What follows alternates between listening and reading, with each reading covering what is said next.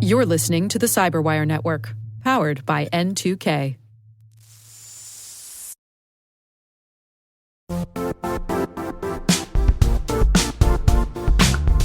And now, a word from our sponsor, Cortex. Security teams face a barrage of more security tools create more complexity, more devices need protection, more specialized focus areas create more silos. The security landscape is changing fast. How can security operations transform to meet current threats? Cortex by Palo Alto Networks consolidates SecOps tools into an integrated platform and helps organizations stop threats at scale with AI, automation, and analytics. Learn more at paloaltonetworks.com/Cortex.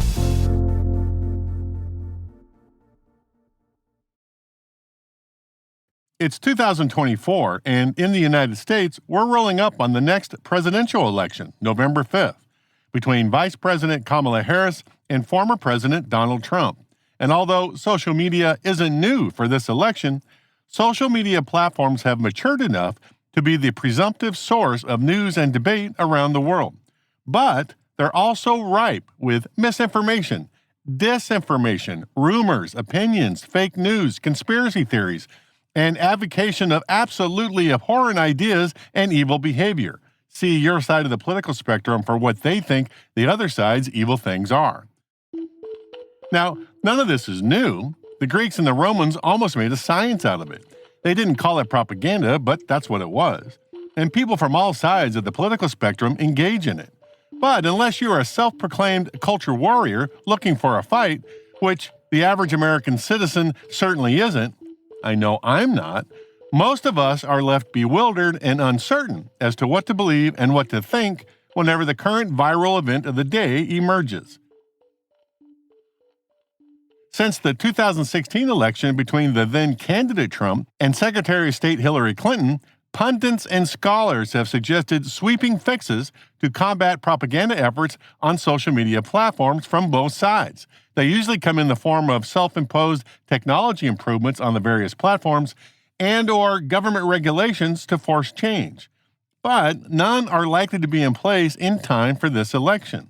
How then does the average American citizen pick between the signal and the noise when both sides are launching propaganda bombs into the ether?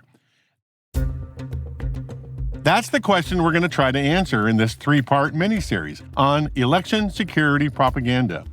We're going to provide you a toolkit to identify the propagandist tropes that have been around for decades before social media was a thing, but are now exponentially amplified by the underlying platform architecture and a system of paid influencers, unpaid wannabe influencers, culture war policy propagandists, and nation-state chaos instigators, hyping up the rage machine on both sides of the political spectrum.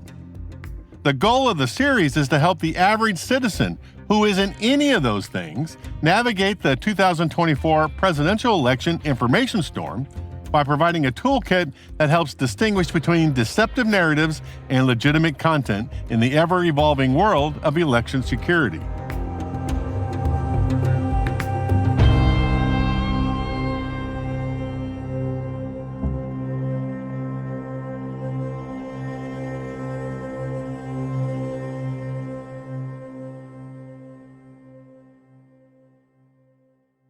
According to René DiResta, author of Invisible Rulers, The People Who Turn Lies into Reality, propaganda is a deliberate presentation of inflected information that attempts to further the agenda of those who create it. Assuming she's right, and I think she is, everything is propaganda. Wherever you get your information, whether you fall to the left or the right on the political spectrum, no matter how legitimate you think the information you consume is, rest assured that it's passing through some kind of inflected prism that bends toward the purpose of the people pushing the information. I read the New York Times and the Washington Post. Those papers bend to the left. I also read the Wall Street Journal. That paper bends to the right. This isn't good or bad. It just is. The trick is to know that going in and to evaluate the value of the information with that in mind. This isn't a new thing. According to Susan Wise Bauer, author of The History of the Ancient World, From the Earliest Accounts to the Fall of Rome, The art of propaganda can be traced as far back as 515 BCE with Darius the Great, one of the most important rulers of the ancient Persian Achaemenid Empire. He used it to legitimize his rule.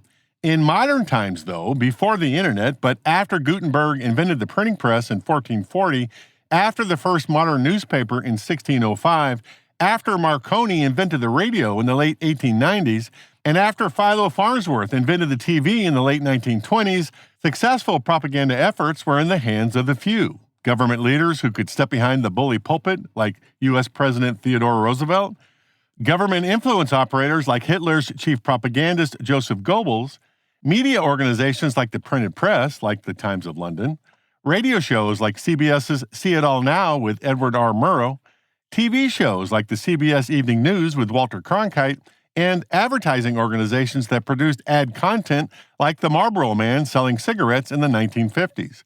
Before the internet, all of these propagandists broadcast their message using a one-way, one-to-many model. People got their information about the world from a handful of sources they trusted.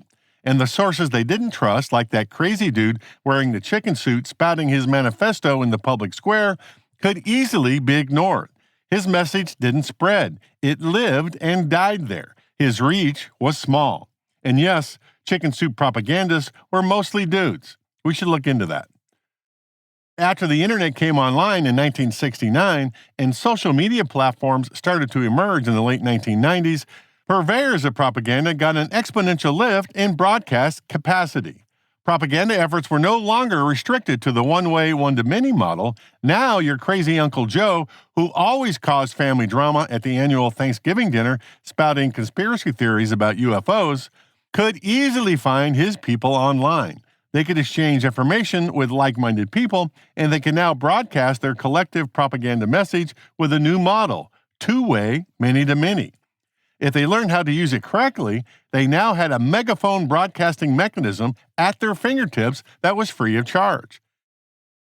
After the internet, the public square in the form of social media platforms evolved as the source of news and debate in the United States and around the world, and it has a massive reach. According to Simon Kemp from his Digital 2024 report, there are approximately 331 million internet users in the United States. 97% of them regularly use the internet. 72% are active on social media. 72% use YouTube. 57% use Facebook. 51% use Instagram. 45% use TikTok. And about 31% use X. But if you agree with me that a lot of that content spread on those platforms is mostly propaganda, and you don't consider yourself a culture warrior looking for a fight, how then do you, the average American citizen, pick between the signal and the noise when it seems there's no escape from it? I'm glad that you asked. We're going to show you how platform designers created these diabolical systems designed to arithmetically amplify the messages associated with a system of systems containing algorithms, influencers, crowds, and the media, in order to hype up the rage machine on both sides of the political spectrum. They are designed to convince you, the average American voter, to hit the like button and broadcast your rage to your friends, family, and colleagues, all in the service of making more money for the platform owners, who are already bringing in billions of dollars of revenue.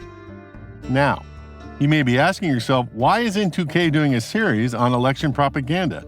This is a topic that is, strictly speaking, not about cybersecurity.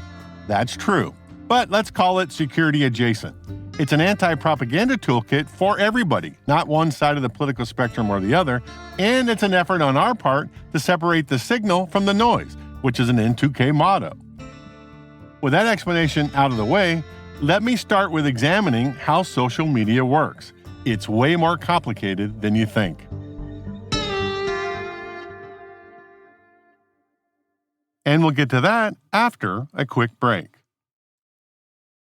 There are two recently published books that address this subject that I found. One is from author Nina Jankowicz called How to Lose the Information War, Russia, Fake News, and the Future Conflict. The other is from the aforementioned author Renee DiResta. DiResta identifies 5 distinct propaganda agents that interact with each other on all social media platforms that enable viral propaganda spread. I call them the pentad. The agents are the platform, the algorithm, the influencers, the crowd, and the media. These pentad elements are distinct, but their incentives are inseparable. Each agent thrives on the proliferation of attention-capturing pseudo-events in an effort to go viral. All reward and reinforce sensationalism, spectacle, and tribalism. Duresta credits Daniel Burstyn, the late great American historian and, by the way, the 12th Librarian of Congress, how great is that, with a definition of pseudo-events, synthetic media moments, events that exist solely to be reported on. And let me set the boundary for what constitutes virality. Common indicators are the number of likes the original message received, this should be over tens of thousands, the number of times members reshared the message, this should be over 1,000, and the number of comments the message receives, this should be in the hundreds of thousands. But to be truly viral, engagement metrics should significantly outperform the influencer's follower count. For instance, if an account with 100 followers receives thousands of likes and shares, that message is likely viral. But even when a message receives hundreds of thousands of comments, that represents a very small number of actual American citizens engaging in the content. Just do the math. 100,000 comments divided by 331 million internet users is a really small number. When the New York Times reports that a social media viral event is important, it's equivalent to them giving significance to the crowd cheering a touchdown at last night's Giants-Cowboys football game. Not to put too fine a point on it, but it's also likely that those engaging with the content are culture warriors from one side or the other of some issue anyway. It's not the average American. So when the Washington Post publishes a story of how viral a TikTok story went, that's a pseudo-event. A small number of people talking about some culture warrior issue is not an event. It's not valuable information. The viral event creates way more noise than it does signal. It's meaningless unless you happen to be part of the tribe that cares about the issue. The point is that each element in the pentad contributes to this notion of virality. Let's examine each to see how they contribute individually. First up, the platform. According to Duresta, social media platforms provide crowds and other pentad elements that we'll discuss in a bit with tools that encourage the formation of groups and to influence how those communities behave. They provide opportunities for spontaneous crowd formation, which carries with it the potential to suddenly devolve into a mob, an unruly collection of angry people. Still, all platforms have some content moderation policy, from X's bare minimum policies against violent content, hateful conduct, abuse, harassment, and child exploitation, to YouTube's more nuanced set of clearly defined policies on hate speech, harassment, violent extremism, and misinformation. Now, I'm not making an argument here that YouTube is better than X in terms of content moderation. My argument is that all platforms have a content moderation policy. You should pick the platform that more closely matches your taste. If you like X's bare minimum approach, go with that platform. If you like YouTube's more nuanced approach, go with that one. It makes sense, though, that you at least know what the policies are, so you know what you're getting yourself into. But when you post something that flies in the face of the platform's content moderation policy, and the company deletes the message, let's say, that's not a violation of the U.S. First Amendment. The platform companies aren't the U.S. government. They're not empowered to protect your civil rights, nor are they obligated to. Unless there is some obvious law being broken by the company or by the user of the platform owners can do whatever they want with their content policy. Users can like it or not, or they can change platforms if they wish. But American citizens have no inherent right to publish whatever nonsense they want on a public company's platform, and the platform leadership has no obligation whatsoever to amplify that message. If that were true, Uncle Joe could just walk into the lobby of any corporation and start yelling about his UFO conspiracy theories. When security comes to escort him out of the building, he could just point out that he was executing his First Amendment rights. I don't see that happening anytime soon. And keep in mind, the platform leadership's sole purpose is to bring in revenue. All platforms craft their own content moderation policies designed to appease and cultivate ad buyers, to cater to certain audience demographics, and to comply with international laws. All with that capitalist idea of generating revenue in mind. Again, this isn't bad or good, it just is. And I love capitalism, it drives the country. But it's good to keep that in mind when we're yelling at the other side while defending our culture warrior issue. Let me say that again. The platform owners don't care about your issue. What they care about is making money. So under the covers, what makes all of that work is the algorithm. Again, according to Darista, algorithms exploit the human brain's attraction to divisiveness. Platform owners believe that encouraging the rage machine is much more profitable than encouraging holding hands and singing Kumbaya. Think of algorithms as the wedge splitter, the tool that partitions and pushes American citizens into opposing sides and compels them to respond. Algorithms determine what content to show to the crowd, and they do it by shaping information flow and by influencing the narratives that crowd encounters by their individual preferences and engagement patterns. Algorithms reinforce existing beliefs and sometimes nudge the crowd down some horrifying rabbit holes by catering to their biases and boosting relevant influencers, another Pentad element that I will get to in a bit. In order to keep the crowd on site, they steer the influencer's attention and encourage the crowd's output. If the algorithm creates a viral event that the traditional media, cable TV, and newspapers report on, that's an indicator of success.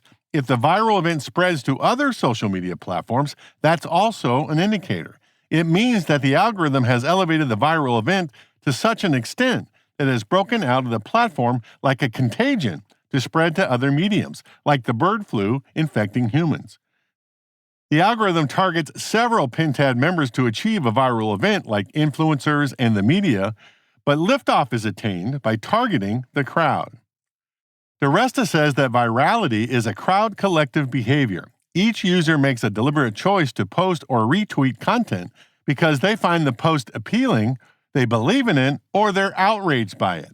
In a kind of enclosed system, algorithms feed the crowd with content generated by inside-the-bubble trusted spokespeople, influencers, and then the crowd amplifies the rage machine with their response, which in turn gives the algorithms and influencers indicators about which ideas are working and which ones aren't to help them generate and highlight more content in the same vein, which causes the crowd to engage with the rage machine again. This is a massive, self-sustaining do loop designed to keep the machine humming. The most diabolical feature of this system is that new ideas that exist outside the bubble, even if they somehow miraculously make it inside for a bit, do not live long within the bubble. Darista says that consensus reality, our broad, shared understanding of what is real and true, has shattered, and we're experiencing a Cambrian explosion of subjective, bespoke realities. A deluge of content sorted by incentivized algorithms and shared instantaneously between aligned believers has enabled us to immerse ourselves in environments tailored to our own beliefs and populated with our own preferred facts. Once you're inside the bespoke reality, it's hard to disengage, too. We've all talked to friends, relatives, and colleagues who are deep within their own information bubble that no matter what counterfactual you present, they see it as fake news or some organized conspiracy to stifle the truth. That is the very definition of bespoke reality. Before the internet, crowds in the real world were local and fleeting. They'd show up, protest, maybe engage in various degrees of violence, and then disappear. The same members of that crowd would likely never see each other again. After the internet, crowds became persistent and global. Darista says they engage symbiotically with influencers but don't require a leader or physical space to assemble. Crowds decide independently what to amplify. When they do this, they help influencers rapidly identify the memes and messages that truly resonate and capture public attention. So yes, algorithms manipulate members of the crowd and influencers monetize their rage, but in exchange, the crowd finds community, entertainment, and camaraderie, a sense of shared identity which leads to collective behavior and the formation of online factions in which they actively participate. And sometimes, crowds turn ugly. They transform into mobs. Think angry people wielding pitchforks and torches and angry hunting dogs like in the old Frankenstein movies, but digital. The 2014 Gamergate controversy is a good example. A group of mostly Twitter and Reddit members organized to harass female game developers and critics. The mob blended coordinated attacks, harassment, and the spread of false narratives. the digital equivalents of dogs, torches, and pitchforks. DiResta says that this mob behavior requires fuel to sustain its outrage, to sustain its bespoke reality, and each pentad element provides the fuel in their own way. But the element that leads the charge is the influencer.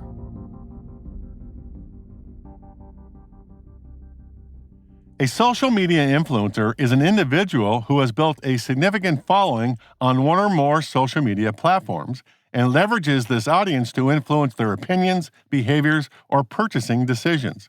By a significant following, I mean they have at least 10,000 followers, but the most successful have millions. For example, Charli D'Amelio has approximately 156 million followers on TikTok. Influencers often have a niche or area of expertise too, such as fashion, fitness, travel, technology, or beauty, and they create content that resonates with their followers. DiResta says they seek virality, a word lifted from epidemiology, the study of how diseases spread. They use targeted ads and paid boosts that appeal to either the algorithm, the crowd, or both. They dynamically test messaging strategies designed to grow followers or uplift engagement, and they're always aware of how the algorithm and the crowd responds. World-class influencers innately understand how to connect with their base. Seemingly at the same time, they appear to develop intimate, trusted relationships with their followers, but achieve a massive reach that rivals what TV networks used to achieve before the internet. And let's be clear, they cater to the algorithm and the crowd because the success of that effort determines how much revenue they bring in. This is not bad or good either, it just is.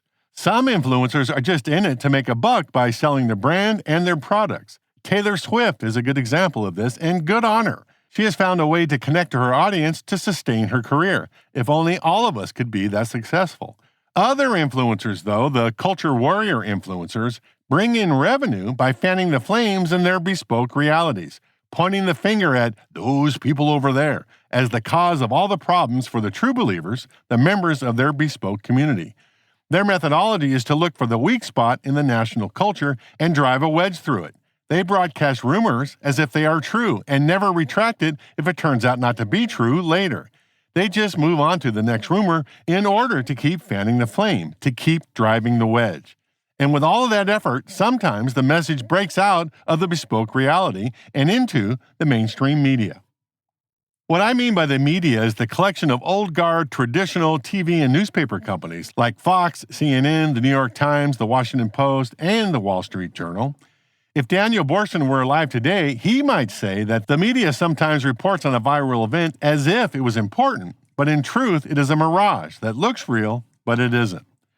To be fair, though, mainstream media companies are incentivized to cover sensational content in the same way that social media influencers are incentivized on the platforms to generate revenue. DiResta says that the media practice of 24/7 news causes it to create content for content's sake and the elevation of people who are famous for being famous. Media generates manufactured important moments that capture public attention but are in fact meaningless.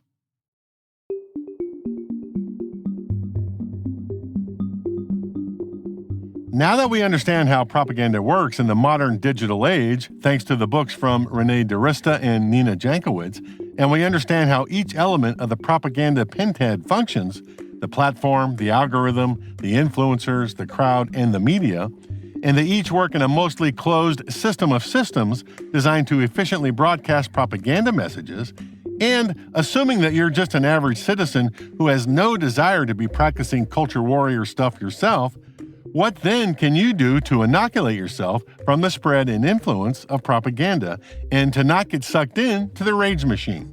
It turns out that there are several things you can do as an average American for each element of the pentad. For the platform, know the content moderation policies of your social media platforms of choice. Make a conscious decision as to whether you agree or don't agree with what they're trying to do. For bonus points, when you notice behavior that violates the policy, report it to the platform administrators. Understand that the execution of content moderation policies is not a violation of the U.S. First Amendment. Don't believe it when culture warrior influencers try to tell you that it is. It's just another way to hype the rage machine. Remember that platform owners don't care about your culture warrior issue, except that they make money by hyping your rage about it. For the algorithm, know that algorithm designers leverage the brain's attraction to divisiveness. If you reach for the rage button to like, comment, and rebroadcast a message that makes you steaming mad, that's the algorithm pulling your strings. The algorithm wants to manipulate you like that. When that happens, the algorithm wins. If you're okay with that, fine, hit the rage button. But maybe a better solution is to sit back, cool off for a day, and reevaluate. If 24 hours go by and you're still stomping mad, you might have to come to terms with the idea that you have slipped into a cultural warrior role, living in your own bespoke reality. This toolkit isn't for you. Unless you're a culture warrior seeking to gain followers, your engagement with the rage machine isn't essential. Nobody cares what you have to say about pick your favorite culture warrior issue. Your like, reshare, or comment is not fundamental to the national debate. Consider stepping back from the rage machine. The algorithm can't create a viral event if the crowd doesn't respond.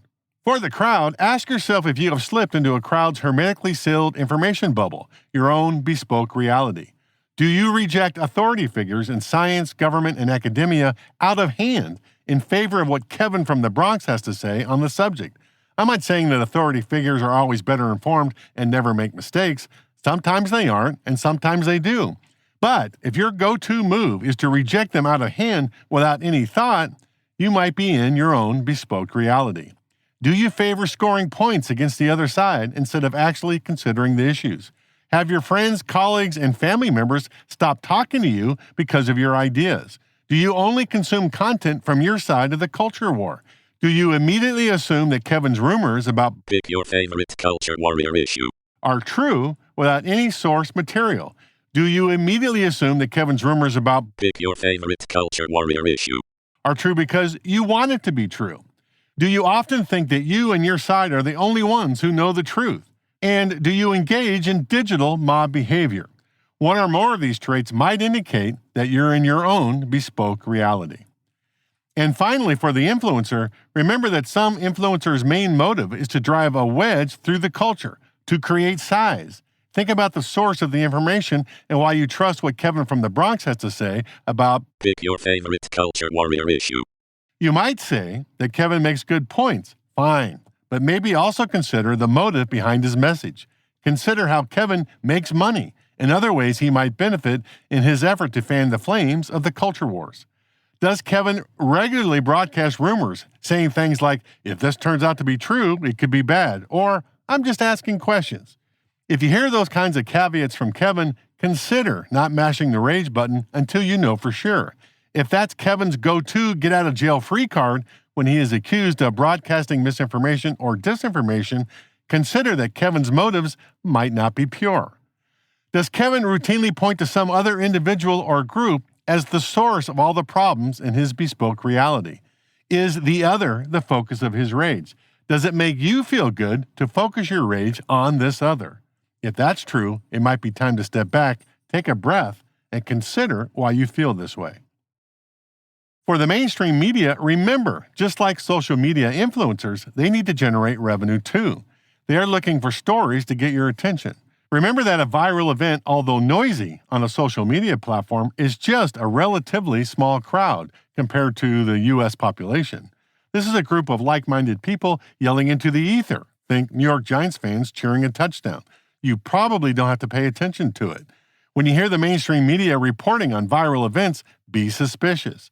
If they do it regularly, consider changing your source of mainstream news. At the beginning of this episode, I promised that I would provide you with at least the beginnings of a toolkit that will enable you to identify the propagandist tropes that have been around for centuries, but have been arithmetically amplified in the modern age on social media platforms. My purpose was to help the average citizen, not the culture warrior thriving in their own bespoke realities, navigate the 2024 presidential election information storm by enabling them to distinguish between deceptive narratives and legitimate content. My theory is that if we all understood how the system works, we could become self-aware and at least recognize the mechanism. We still might decide to engage, but at least we are aware of who is profiting from the endeavor and how we are being used by the pentad. I think I've done that.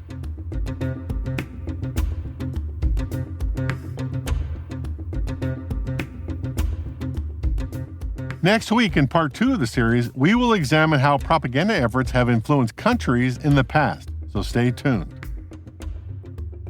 This special CSO Perspectives episode on election propaganda is brought to you by N2K CyberWire, where you can find us at thecyberwire.com.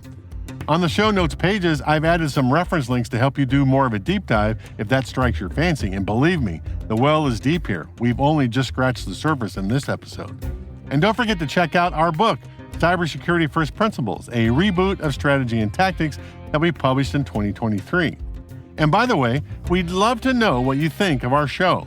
Please share a rating and review in your podcast app. But if that's too hard, you can fill out the survey in the show notes or send an email to csop@n2k.com. We're privileged that N2K CyberWire is part of the daily routine of the most influential leaders and operators in the public and private sector, from the Fortune 500 to many of the world's preeminent intelligence and law enforcement agencies. N2K makes it easy for companies to optimize your biggest investment, your people. We make you smarter about your teams while making your team smarter. Learn how at n2k.com. One last thing, here at N2K, we have a wonderful team of talented people doing insanely great things to make me sound good. I think it's only appropriate that you know who they are. I'm Liz Stokes. I'm N2K's CyberWire's associate producer. I'm Trey Hester, audio editor and sound engineer. I'm Elliot Peltzman, executive director of Sound and Vision. I'm Jennifer Iben, executive producer. I'm Brandon Karff, executive editor. I'm Simone Petrella, the president of N2K. I'm Peter Kilpie, the CEO and publisher at N2K. And I'm Rick Howard. Thanks for your support, everybody. And thanks for listening.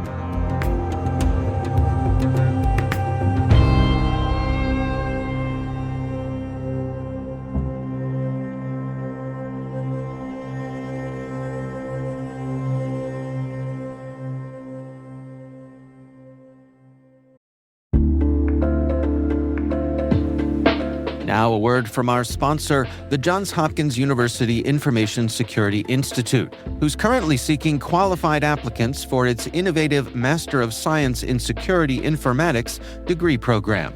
Study alongside world-class interdisciplinary experts and gain unparalleled educational, research, and professional experience in information security and assurance.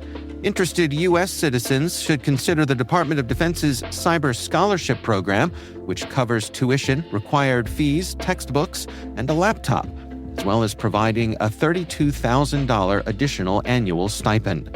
Apply for the spring 2025 semester by November 15th and apply for this scholarship by February 1st. Learn more about both at cs.jhu.edu/MSSI.